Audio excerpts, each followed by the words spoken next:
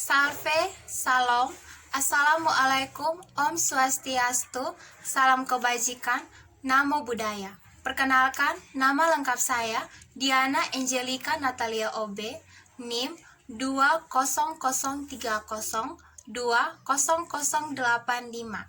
Kelas C, semester 1, jurusan Administrasi Bisnis, Fakultas Ilmu Sosial dan Ilmu Politik. Universitas Nusa Cendana Kupang 2020-2021. Tujuan saya membuat video ini adalah untuk memenuhi tugas mata kuliah pengantar sosiologi Bapak Lazarus Yahama. Untuk video kali ini, saya akan mereview sebuah buku yang sudah saya translate ke dalam bahasa Indonesia yang berjudul Society in Focus and Introduction to Sociology. Penulisnya William E. Thompson dan Joseph V. Hickey, penerbit Divisi Person College, jumlah halaman 650 halaman, bahasa Inggris, tahun terbit 19 Mei 2010, cetakan ke-7, ISBN 0205 665748. Secara garis besar, buku ini menjelaskan tentang sosiologi lahir selama periode perubahan sosial yang cepat terkait dengan industrialisasi, dan secara historis, sosiologi memimpin dalam menganalisis dan menafsirkan perubahan sosial dan dampak terhadap masyarakat. Tantangan sosiologi di abad ke-21 adalah untuk menghindari rasa terpuas diri menghadapi tantangan konservatisme publik di satu sisi dan tekanan politik kebenaran ical di sisi yang lain. Beberapa futuris sangat tinggi pesimis dan orang lain sangat optimis. Hampir semua setuju bahwa di masa depan sosiolog akan mempelajari masyarakat yang sangat berbeda. Masyarakat itu yang ditandai dengan geomobilitas grafis, peningkatan globalisasi dan keragaman, teknologi yang lebih canggih, dan bentuk teknomedia yang kuat yang menghubungkan orang dan tempat dimanapun di bumi, akan memberikan tantangan baru dan menarik bagi sosiolog. Ini akan membutuhkan peningkatan internasionalisme sosiologi dan kembali ke analisis kritisnya terhadap institusi sosial dan kehidupan sosial.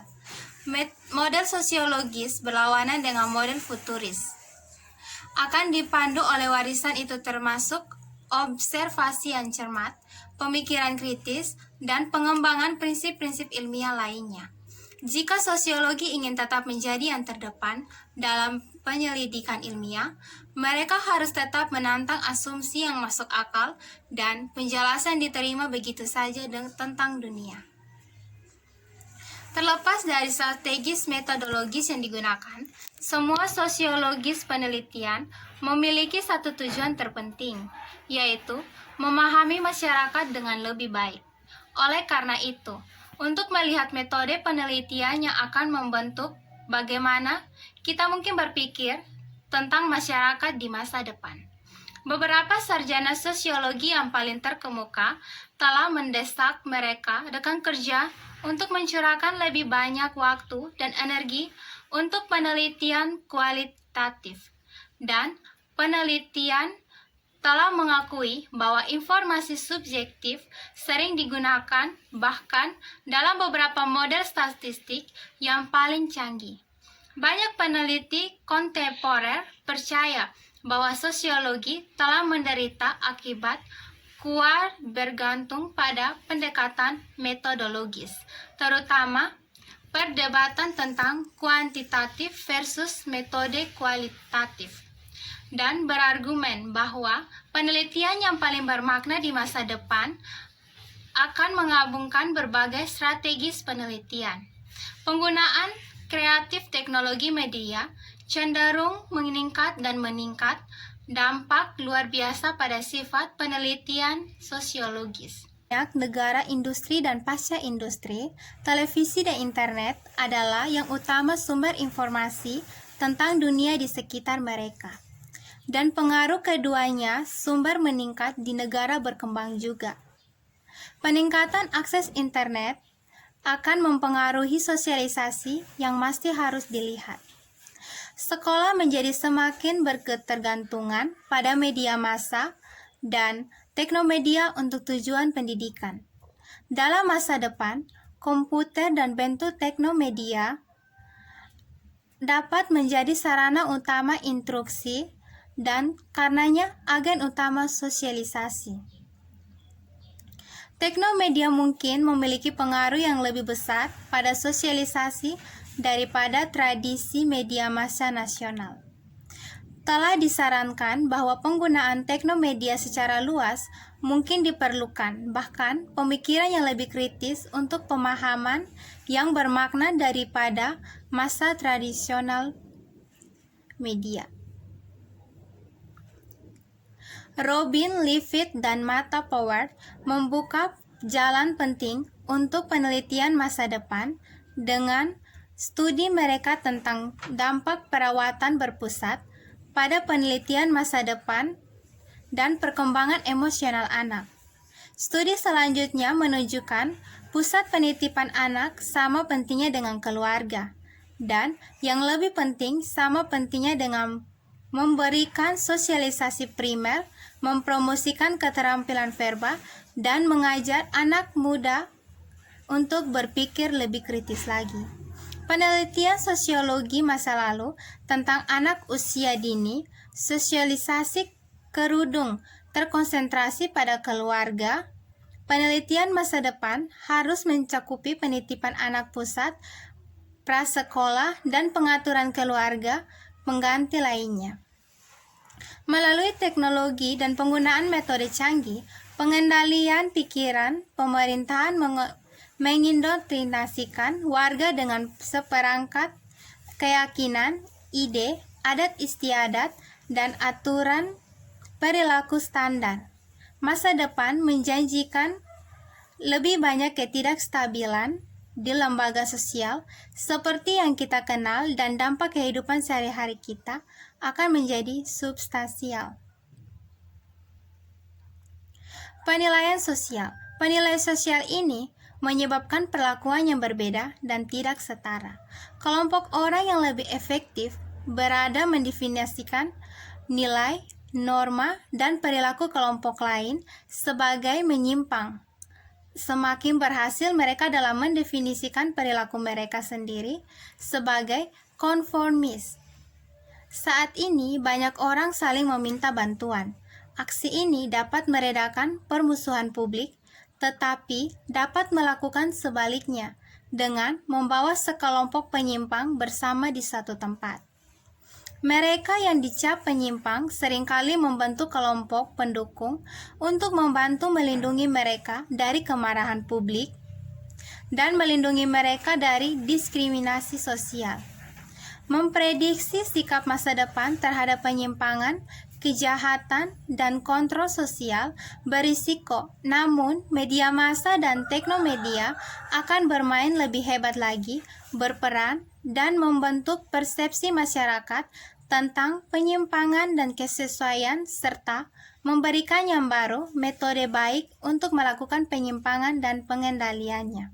Seperti yang dikatakan seorang ahli, dengan berkenan dengan kejahatan dan keadilan, serta masalah sosial lainnya, masalah kritisnya adalah terutama peran media dalam konstruksi sosial dan realitas. Dari sudut pandang sosiologis, perilaku spesifik, entah itu kontradiktif, membentuk atau menyimpang, jauh kurang penting daripada proses sosial yang terlibat di dalamnya mendefinisikan mereka sebagai satu atau yang lain. Mungkin satu-satunya kepastian untuk masa depan adalah di semua masyarakat, orang-orang akan terus dipisahkan untuk perlakuan berbeda karena mereka tingkat penyimpangan dan kesesuaian yang dirasakannya. Sejak berlakunya Perjanjian Perdagangan Bebas Amerika Utara atau disingkat dengan NAFTA, Pada tahun 1994, hanya sedikit orang Amerika yang tidak menyadari bagaimana pekerjaan, upah, dan masa depan mereka bersungguh dicakup dalam hubungan ekonomi dan lainnya antara Amerika Serikat, Kanada, dan Meksiko. Penerima manfaat dari Orde Baru ini sangat tinggi, profesional, dan manajerial yang terampil. Anggota grup eksklusif ini memiliki makmur di negara-negara penghasilan tinggi dan rendah. Seperti halnya, banyak elit nasional telah memilih untuk berpartisipasi dalam ekonomi global. Bahkan, di beberapa dari negara-negara termiskin, standar hidup jutaan ordinary orang telah meningkat dengan pertumbuhan pabrikan global, industri touring, dan jasa. Globalisasi tampaknya juga menggeser masalah yang terkait dengan negara berpenghasilan rendah sehingga negara industri dan pasca industri maju. Public transfer dari negara kaya ke negara miskin telah mengakibatkan hilangnya pekerjaan dan penurunan pendapatan di banyak bagian Amerika Serikat dan Eropa. Penelitian sosiologis menunjukkan mungkin kelanjutan dari tren jangka panjang. Pertama, keluarga akan terus bertumbuh lebih kecil dan lebih beragam secara sosial. Kedua, itu akan terjadi menjadi lebih dapat diterima oleh orang-orang, terutama wanita, untuk menunda pernikahan dan anak-anak membesarkan sampai mereka menyelesaikan tingkat pendidikan yang lebih tinggi dan memantapkan karirnya. Demikian pula, lebih banyak orang dapat memilih untuk tetap melajang dan keluarga dengan orang tua tunggal. Terlepas dari perdebatan yang politis tentang nilai-nilai keluarga, pria dan wanita muda sedang mencari cara yang realistis untuk menyeimbangkan pekerjaan dan keluarga serta kebebasan dan perasaan individu komitmen kepada orang lain. Seperti yang dituliskan oleh Kathleen Gerson, realitas keluarga yang baru adalah menghasilkan seperangkat nilai keluarga baru yang menandakan dukungan emosional dan keadilan di dalam diri keluarga dan toleransi untuk beragam cara yang dibangun individu kehidupan pribadi mereka. Sementara jenis keluarga tertentu akan mengalami banyak masalah. Sistem keluarga secara keseluruhan kemungkinan besar akan tetap ada. Upaya pemerintah untuk mendukung keluarga difokuskan pada dukungan, mempertegas gaji keluarga miskin, reformasi tunjangan anak sistem, dan mengurangi biaya perawatan anak.